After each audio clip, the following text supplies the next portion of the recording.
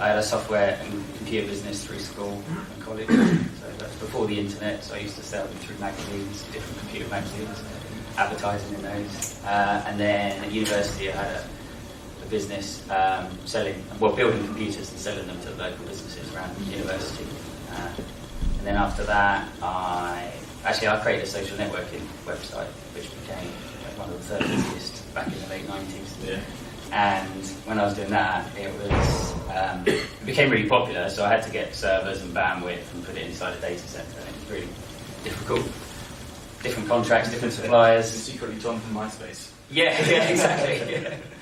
And it was before there was cloud providers as well. Everyone else must be doing exactly the same thing, trying to get onto the internet. So I packaged it up, gave it back to the data center as a solution, and they started winning more deals because of it. And then I went and replicated in other data centers around the country doing the same thing. And that model just really worked. It was the early stage of cloud, really. So yeah, over 16 years built our business and ended up 55 data centers around the UK, a few in Europe and America. But the biggest challenge of that business is always trying to raise capital, as you know here, some of you, because it costs millions to build up a network and then build another data center and things. So that's the biggest challenge. And then while we were doing that, we just saw loads of waste of IT capacity. All these service providers have got all this spare capacity. They're not doing anything with it. You can't fill it with contracted work because it's there 1 minute and not the next. So I put together a plan in 2017 about this, on how to do it. But the technology just didn't exist.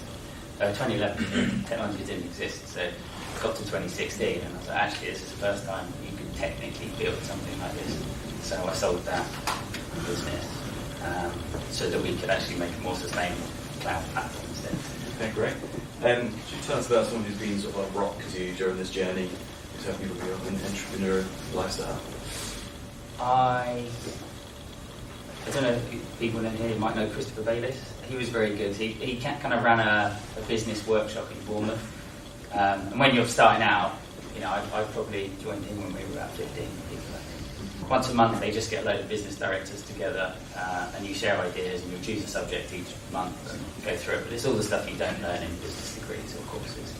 So it teaches you the real life stuff and then it makes you put strategy into your business. And then they kind of force you to put your actions so that you've got to explain yourself if you haven't done them by the following month that you come back, which is, it gets you out of the grind of the day-to-day. That was really, really valuable. Okay, great. But as an inspiration, I guess it was Richard Branson. I read his book in the 90s and I was like, I want to be able to do that. All right, next Richard Branson. Cool. Okay, so in Cudo Ventures, obviously it's taking a bit of a shift from, as you said, the bad side to the good side of tech. Yeah. So what's most important in your organisation and how do you align it? So is it your mission, core values or vision? Culture, I think. Culture. Yeah, which inherently comes from vision and people having the same views as you. But if you've got differing cultures, your business is going to be a challenge. So employing people that have the same culture.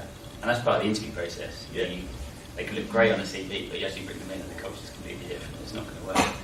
So I think if they've got the same culture, generally your vision could be many different things, but they'll actually still be quite aligned because they'll have the same thought processes as everyone else in your team. Okay. How do you ensure your organisation keeps up the culture and keeps that culture as it is? It's easy when you're small. Yeah. I think anything below 50 is relatively easy to keep, but once you start getting above that, it's not really got that family feel and you're not communicating with everybody every day and then you come in on a Monday and there's someone that you've never met. So, it's really hard to do that. So I think it's about making sure that your management team are all completely aware of the culture and the new people that are coming on, then they need to share that culture with them, I think. Okay. I think in my last business, we got most of the culture right, but I think as part of the onboarding, in that first week, that's where you set expectations and you teach them about the business and the history and how you got there, and then they can put it into concepts. So I think we did an okay job, but I think we could have done better. Yeah. So this time I actually try and spend time, get everyone on the same day, spend time with them, telling them why you're doing what you're doing. Okay, great. And with what you're doing now, what's the biggest surprise or what surprises you most about the job? I get a lot less surprises second time around. I haven't actually had any this time. No. Because we're smaller than we were last time. Okay, So, C4L years. Yeah, C4L is a lot of surprises. Yeah. Every week or so. I think the growing people actually was the biggest challenge from that perspective. So it's kind of your culture and your people are pretty much the same up to about 20 people, and then you have to put in a management layer or another tier, and then you hit kind of 50 and you've got to do the same again. And it's just, that was the challenge of restructuring. And then you have people that followed you on the journey might be great at that job and they want to become management, but actually they're not suitable for management. You know, it's not their natural skill. And then if you don't promote them, then they get upset about it. But then we promoted other people and they went, oh, I can't stand management, can I go back to what I was doing before?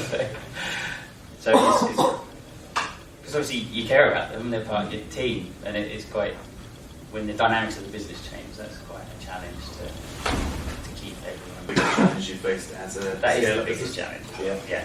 So what advice would you give to scale-ups now? Do you have one key bit of advice? Probably at the start I gave most people either a director or a manager title. And as you grow, you kind of everyone that's a manager. I think decide your structure, kind of, if you think you're going to get to 50 people, for example, decide your structure then as much as you can, and then where are these people going to be as they grow as part of it, rather than kind of, you want it flat, you know, because everyone should be able to communicate, and it's not but I think ahead rather than out makes a huge difference. Okay. Because then you kind of, as your business grows, you know where people are going to be in that, and as you bring people in, you know where they should be. Yeah. Okay, so with, I guess, on the recruitment side of things, you're featured in Hayes' startup report as a case study. So with recruitment, what are the biggest challenges trying to get those people in with the right culture at the right level? It depends how quick you want to recruit, I think. If you're growing quick and you're bringing on a few people a month, that becomes more of a challenge. If you're doing one every 3 months, actually, you know, you've got plenty of time to bring them in advance. And I don't know what the real statistics are. I think from my experience and speaking to friends' businesses, about 30% weren't necessarily the right hire. Okay. As long as you're getting it at least 2/3 right, then actually you're doing okay. But you kind of expect that as part of your recruitment process and don't go, all right, that's all done. So actually always keeping the fact that, you know, not everybody's going to work out, either culturally or technically or whatever the reason is. Or they can have other, you know, issues where they need to move or something, but there's a whole different host of things. So, yeah, recruit faster than you need, I think, so that at least you're having conversations with people and don't expect, right, we need someone next Tuesday together. Actually, everyone's got minimum 1 month's notice. If they're really good, quite often 3 months notice. People in those plans. Yeah, exactly. Yeah, so just plan in advance. Okay, so when faced with two equally qualified candidates, what would you do to determine who should get the role? Culture. Again. Culture again. Yeah. And then Give it specifically, you that look at the culture wise. I think you can just tell from.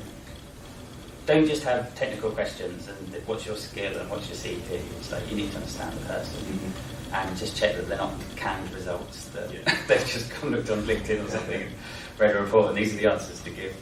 But if you just spend time actually learning about them rather than just You get a gut feeling sometimes. Yeah, you know whether they're suitable or not. They might be technically great, and sometimes you go, okay, you accept with that type of role, you know, you have to take technical skills possibly over culture because that might be your only option, but you should always try and get it as aligned as possible.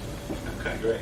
So to all the startups and CEOs, early stage CEOs in here, what advice would you give them to build their company and scale it up? I know this we're raising here today.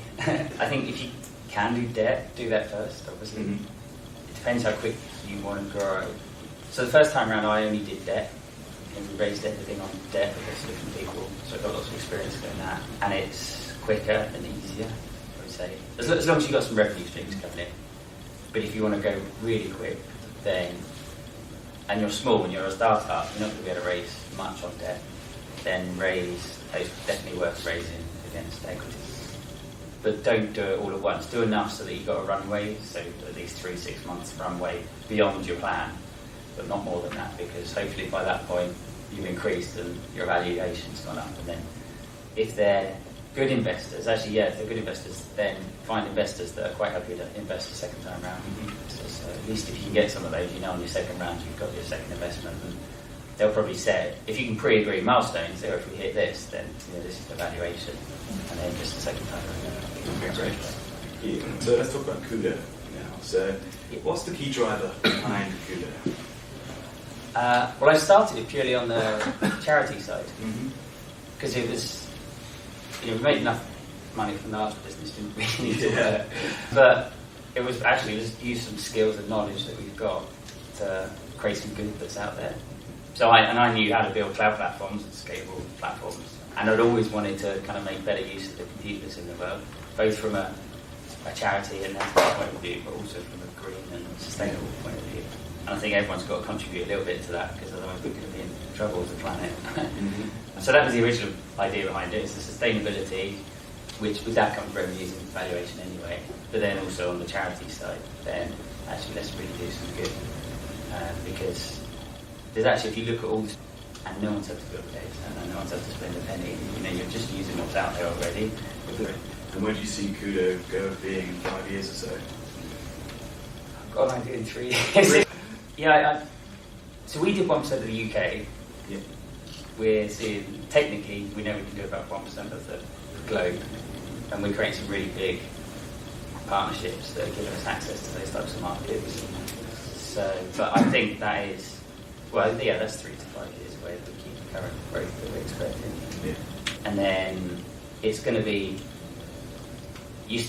at the moment we're kind of doing it as stealth mode. We're doing a little bit of PR and news, but actually we're just creating massive partnerships and coming into the market quietly, so we don't stick our head up above the parapet for Amazon to shoot us. So I think we'll end up working with, or being acquired or merged with one of the large cloud platforms, because then we can make use of, they can make use of our network, we can make use of the technology and build it quicker, so we kind of help everybody. Okay, great. Could you describe a bit more about how the platform works and how you're utilising blockchain and AI? Yes, so look at what Amazon does. We built a platform that instead makes use of the spare capacity on other people's devices rather than build a centralised. It's effectively decentralised. Currently not as decentralised as blockchain. There's been quite a few blockchain compute projects, and they've usually just been highly technical rather than commercial. So a lot of those projects have been, actually most of those projects have been abandoned, and we've spoken to most of the people that started them as well.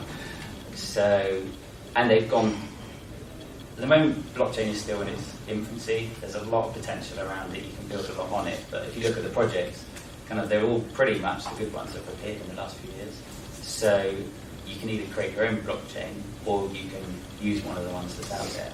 But a lot of the current projects that have been built have tried to squeeze everything into a blockchain, hence you can't take stuff that sits in Amazon and these other platforms. So we've taken the other approach, is build off-chain, and then actually let's move on-chain afterwards. And that means actually you can create revenues, get customers on, you're supporting the business before, two things are really hard, getting it on-chain for what we're doing, and building the platform in the first place. Let's just build one of them first and then do the next one. Okay, great. And then in sort of your passion for tech for good, I don't know if you watched Silicon Valley, it's called TechFix, for technology. What sort of organisations are you working with, and sort of with your goal for $1 billion, are you looking past that? Once you hit your $1 billion, what are you going to do next? Well, it just rolls after that point, because it's just monthly infrastructure, so it'll just carry on generating funds. That's just our 5-year goal. Okay. So to do that, probably by year 5, you'd be on 300 million, so it would be generated for charity anyway. Okay. So is it like a partnership? Or charities like War Child Canada, for example, UNICEF, which is working with them. And then, but it's also the smaller charities. The big charities actually are less desperate for those funds because they have a lot of funds coming in. It's the smaller charities that really struggle. But if you go on the street, and you pay someone that's walking the street and signing you up for a charity, the charity often doesn't get those funds for 18 months. You cancel within 18 months, then they don't get a penny. And there's a lot of other charities, like Oxfam, which is a great charity, but only 6 to 7p in the pound actually gets to the charity. The rest covers the overheads of the business, which is necessary. It's the only way to run it. So platforms like this, where there's no cost for the charity, Yeah. right? All those funds just go directly in, much better. So I'd like to see a lot more of these types of businesses out there. And then finally, do you have any competitors or anything like that out there that are doing something similar?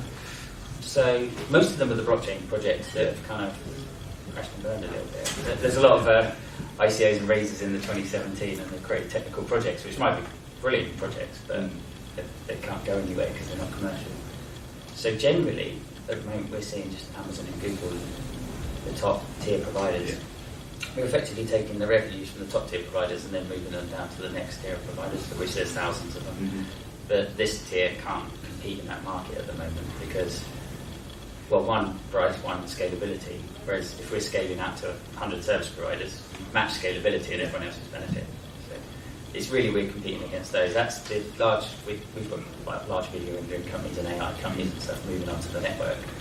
They're all spending money with either Amazon, Google or Microsoft, really in the space that we're going after, yeah. Fair enough. Well, thank you very much for your time.